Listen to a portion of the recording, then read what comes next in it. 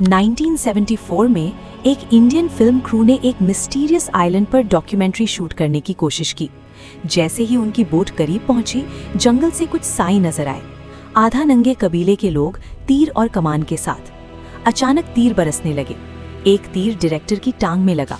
Crew के पास वहां से भागने के सिवा कोई ऑप्शन नहीं था। लेकिन ये आइलैंड है क्या जहां कोई भी महफूज नहीं?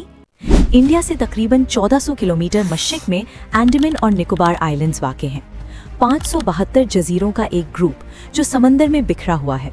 कैपिटल पोर्ट ब्लेयर में एयरपोर्ट भी है, लेकिन सिर्फ 50 किलोमीटर दूर एक ऐसी जगह है जो दुनिया से बिल्कुल कट ऑफ है, नॉर्थ सेंटिनल आइलैंड।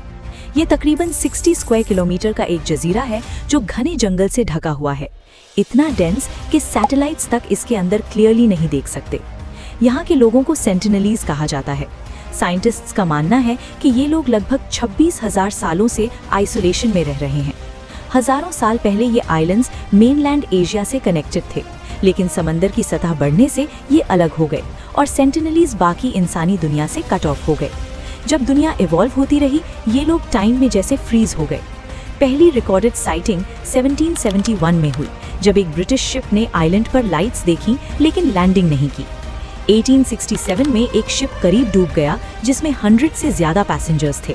वो समझ रहे थे कि आइलैंड खाली है, लेकिन जब तक उन्हें रेस्क्यू मिलता, तीसरे दिन जंगल से तीर बरसने लगे।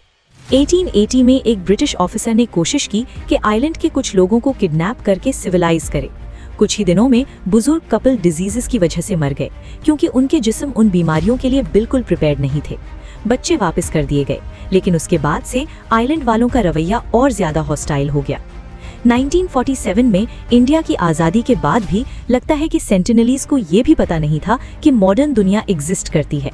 फिर भी कांटेक्ट की कोशिशें होती रहीं।